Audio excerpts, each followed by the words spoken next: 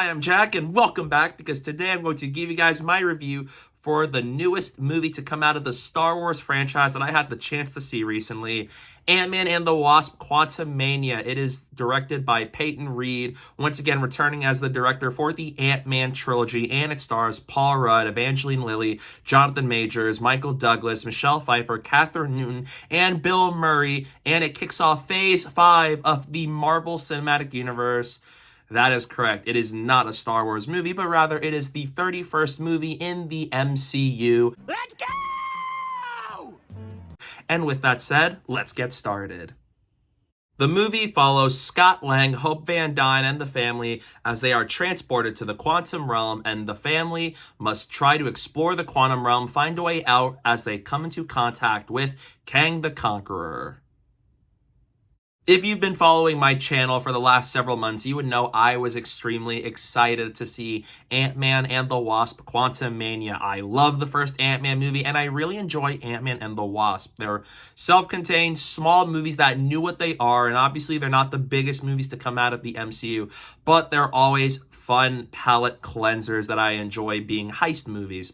So I was really curious to see what was in store with Quantumania, because it's a very different kind of Ant-Man movie. It's much more mature, it's bigger while being smaller, literally, and we're seeing them introduce the big villain of the Multiverse Saga in the form of Jonathan Majors, Kang the Conqueror, who I've been wanting to see in the MCU for nearly a decade, ever since I watched Avengers: Earth's Mightiest Heroes when I was a kid. And now that it came out, it kicks off Phase 5 of the MCU. I thought the movie is good. It's not great, it's flawed, but I love how it introduces Kang the Conqueror to the MCU, and so as being a very different kind of Ant-Man movie that takes risks and a lot of big swings. To kick things off with the positives, this movie does a really good job of introducing Kang the Conqueror into the MCU. Now that Jonathan Majors is going to be playing Kang variants throughout the MCU, he is very good as Kang this movie. He appeared in the season finale of Loki as He Who Remains, and this is exactly what I was hoping to see with Kang. He's ruthless, he's menacing, he has a presence that looms over the entire movie. Jonathan Majors is a fantastic actor who's really rising to stardom in the last couple of years, and I have no doubt he's going to continue to be an ever-expanding actor who continues to do all these big roles and all of these things, and he is really good in Quantumania. He is by far the best performance in the movie, and I love what the movie does with Kang, introducing him to the MCU, having stakes just by having his presence, and he really comes off as a big threat that adds urgency and stakes for Ant-Man and the crew to have to defeat, because Kang could unleash havoc across the multiverse if he is to be released from the quantum realm. And everything they do with Kang in the movie, I was a fan of. Adding to that, the performances were good. Paul Rudd is once again very likable and charming and fun to watch as Scott Lang, now that he's in a different scenario where he's stuck in the quantum realm and his sole focus is save Cassie and the crew and get out of the quantum realm. And Michelle Pfeiffer gets a lot more to do here as Janet Van Dyne. She is another highlight of the movie. I've always really liked her as an actress, and I really like her performance in this movie. And everybody else is good here, even though we don't get a lot of Evangeline Lilly as the Wasp, or Michael Douglas as Hank Pym at points, and even Kathryn Newton as Cassie Lang, who has some good dynamic and moments with Paul Rudd's Scott Lang. And Bill Murray appears as Lord Krylar in the movie, and it's fun to see him. Not in a big role, but Bill Murray is a comedic legend, so it's always nice to see Bill Murray in the movies. So the cast is good, even from the smaller characters in the movie, but everybody here is good and really tries their hardest.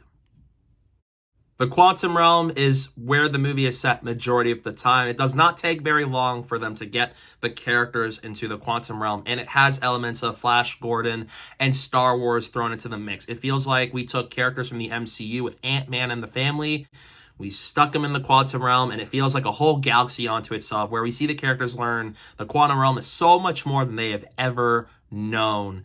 And just seeing them interact with all these organisms and people, and even Kang's army, that is really cool to have a very different kind of Ant-Man movie that really embraces the fantasy side of things, because the first two Ant-Man movies are very street level. They're more focused on being in San Francisco, heist movies.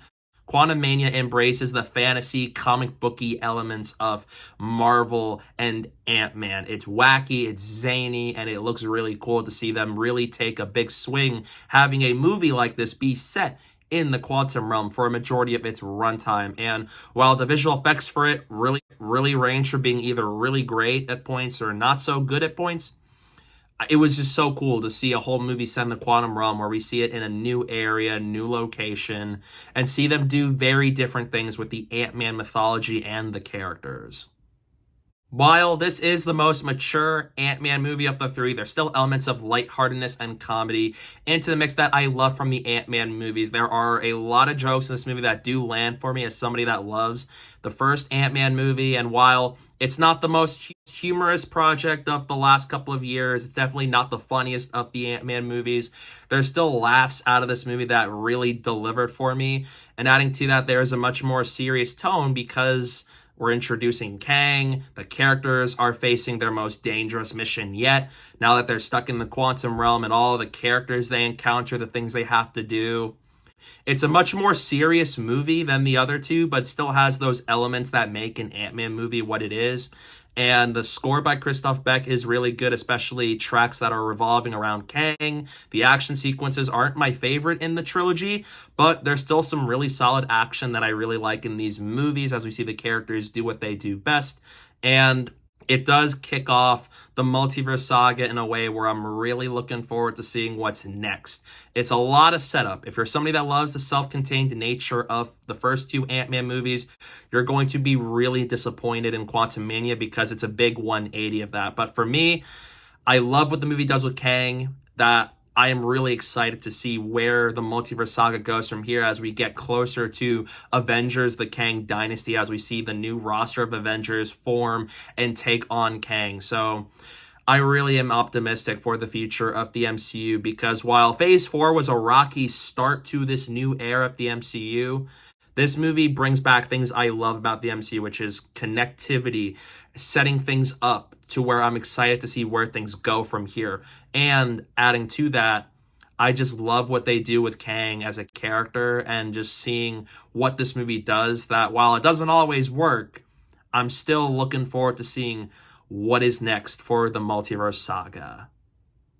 This movie also has a sense of urgency because of the villains, because of the situations the characters are into. Now that they're stuck in the quantum realm, they're trying to find a way out. And it leaves me on the edge of my seat to where even if not every decision worked, it still left me on edge where I was wondering where the characters are going to go. Are the characters going to be okay? Who's going to die? Who's going to make it out of this one alive? And there's a lot of stakes in this movie to where, because this is a much bigger movie where it kicks off the future of the MCU, I was on the edge of my seat with this one where I was constantly hooked on seeing what's going to happen with these characters because of the situations they're into now that they are facing a character as ruthless and evil as Kang the Conqueror.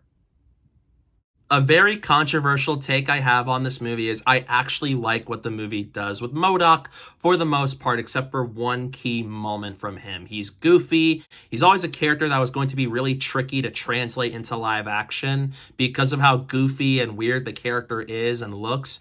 So for what the movie does, it's not perfect, but I actually liked what this movie does with MODOK. It embraces the fact that MODOK is very weird and goofy, and I was definitely a fan of it. So while there's one decision the movie makes with MODOK that I don't necessarily agree with, I did like most of what they do with MODOK. Now that I talked about the things I liked about Quantumania, now it's time for me to talk about the things I was disappointed in or was not a big fan of in Quantumania. Oh, we're all gonna die. The first thing that comes to mind is the story and character decisions at points do not really add up with what was previously established. In Ant-Man the Wasp, we've seen that Janet Van Dyne has had powers of her own, and we see that the quantum realm was like this. But then in Quantumania, some stuff about that was absent, and they add even more stuff into the mix with the quantum realm that feels like they retconned aspects about what we've already learned in the previous two Ant-Man movies in this one. And in the trailer, Janet Van Dyne tells Cassie to turn off the machine because it sends a signal down to the quantum realm. The downside of this is, why didn't she tell them this earlier? Why did she not tell them about what was actually going on in the quantum realm? Why? Like, even before that moment, it just feels like they could have avoided so much if they were to do the opposite of what she did there. And then Scott Lang also makes character decisions that don't line up with his character either, especially coming off of Avengers Endgame, where he helped the Avengers save the galaxy, bring back everybody that died from Thanos' snap. In this movie, it's like he's not as focused on being a hero as much as he should be, and it's like, I don't think Scott Lang would realistically do that in a situation like that. And the pacing is still good, just like the other two Ant-Man movies, but it's way too fast in this one. I wanted a lot more time to digest what's going on in the quantum realm and with everything that is happening. The visual effects, they really vary in this movie. In the third act, it looks really good at points, but then in the first two acts of the movie, there are some really iffy, wonky visual effects, and it hurts because just 2 months ago, we had a movie like Avatar: The Way of Water, which came out and is set entirely on a fictional world that feels like a real and lived-in environment. While in this movie, there are some really good visual effects of the quantum realm, but there are a lot of points where I can just tell they're standing in front of a green screen. It doesn't feel very convincing the way it could have, and character decisions, story decisions, they don't entirely add up, why characters would make decisions that they do, and don't want to get into spoilers, but I've noticed quite a lot of that in this movie. And if you are somebody that loves the small-scale nature of the Ant-Man movies, especially like me, it's more of a setup for Phase 5 than it is an Ant-Man 3 because it focuses so much on setting up the future and it doesn't spend a lot of time of being its own movie. And there's still elements of that here that I really appreciate. Seeing the callbacks of the first Ant-Man movie really got a laugh out of me and it really made me feel happy. But a lot of this movie is set on trying to be bigger than the previous two Ant-Man movies, kick off the future of the MCU, that it could have spent more time on just being the final installment in the Ant-Man trilogy, unless we were to get an Ant-Man 4. So it's not a bad movie. I definitely saw how this movie is one of the most divisive installments in the MCU to date. I don't think it's one of the worst movies they've ever put out. I still would rather watch this movie over a movie like, say, Thor: Dark World or Black Widow, Thor: Love and Thunder. But even then, it's a movie that I liked, I had a good time with. And there's still some really good moments here, especially as somebody that loves Ant-Man and Kang. So it does a good job on that front and just getting me hyped for the future of the MCU from here. But as a final chapter in the Ant-Man trilogy, I still wanted a little bit more out of the movie than what we initially got out of it. Some characters also don't do that much in this movie, especially Evangeline Lilly's Wasp, who really isn't in this movie as much compared to the previous two Ant-Man movies. For her character, and as someone who has a name on the title of the movie with Ant-Man and the Wasp, she's really not as prominent in this one as she was in the other two Ant-Man movies. So it's a little bit of a bummer that she took a much more of a back seat in this movie to characters like Scott, Janet, Cassie, and even Kang himself. All in all, I did like Ant-Man and the Wasp: Quantumania. It's not as great as I was hoping it was going to be. It had story decisions that I don't quite agree with. It could have focused more on being an Ant-Man movie and then trying to set up the wider MCU as much as I expected it. But I do really like what this movie does with Kang the Conqueror, and because I love the character of Scott Lang Ant-Man, I liked seeing them take big swings with this movie where it tried to do something new. It tried to be a much bigger movie and do something different with what we expect from Ant-Man movies. So although not everything works, I still walked away enjoying this one and liking it, even if it's not flawless. So in the end, I'm going to give Ant-Man and the Wasp: Quantumania a B. If you're a fan of the MCU, I still recommend you check this one out because this is a movie that you don't want to miss for the future of the MCU now that we now have an idea on where things are going to go. And that's something that does leave me very excited as a fan of the MCU. So while, once again, it's not as good as I was hoping it would be, I still don't think it's as bad as I've heard people make it out to be. because I still think Paul Rudd is really good as a character. I love Jonathan Majors as Kang. There's still some really epic moments in the movie that make me so happy to be a fan of Marvel and the Ant-Man characters. So it's still worth watching. I still like it, although my favorite Ant-Man movie is still the very first one we got back in 2015. So it's not perfect, but I definitely recommend you go check it out because it is a very important movie for the Multiverse Saga. And I still enjoyed this one overall, and I'm excited to see where we go from here. So yeah, that's my review for Ant-Man and the Wasp: Quantumania. What are your thoughts on it? Let me know down below in the comment section. I'd love to know your thoughts on the movie. Stay tuned for some upcoming videos I have planned very soon. I may make a spoiler review for this movie, and I'm hoping to do that soon. And don't forget to follow me on social media. My username is down below at the bottom of the screen and in the description below. So please go do that while you're at it. And thank you guys so much for watching. And don't forget to hit that like button and the subscribe button. And stay tuned for more.